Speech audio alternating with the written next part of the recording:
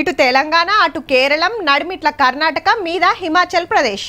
4 రాష్ట్రాల్లో కాంగ్రెస్ పార్టీ పవర్లుంటే అండ్ల 3 దక్షిణ భారతం కేంచే హిమాచల్ ప్రదేశ్ ఒకటే దేశం మీది బాస్కు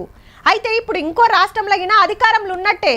అవునా సొంతంగా ఏ రాష్ట్రంలో గెలవకనే పాయే అట్లెట్లొస్తారు అంటురా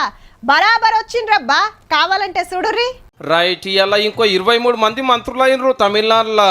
అందులో 2 కాంగ్రెస్ వాళ్ళు రాజేష్ కుమార్ విశ్వనాథన్ 59 ఏళ్ల తర్వాత చేగుర్తు పార్టీ సర్కారు ఉన్నట్టు ఈ రాష్ట్రంలో అప్పట్లో ఓడిపోతే ఇప్పటిదాకా డిఎంకే అన్న డిఎంకే పార్టీలే పవర్లున్నాయి మళ్ళా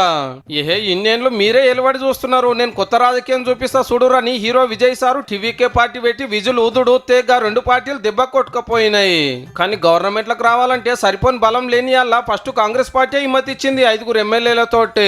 అట్లనే కామ్రేడ్లు వీసీకే ముస్లిం లీగ్ మద్దతుతోటి విజయ్ సార్ సీఎం సీట్లకు వచ్చినాడు రాహుల్ గాంధీ సార్ కూడా వస్తే అప్పుడే ప్రచారం అయింది పక్కా మంత్రి పదవులు ఇస్తారట అని అన్నట్టుగానే ఇలా 2 మినిస్టర్లు అయినరు చేయకూడతోళ్ళు అయితే వీసీకే పార్టీకి ఇదే డిమాండ్ పెట్టింది కానీ ఇప్పుడైతే ఇవ్వలే ఇంకో 3 మంత్రులు చేసేది ఉంది అప్పుడు వస్తారేమో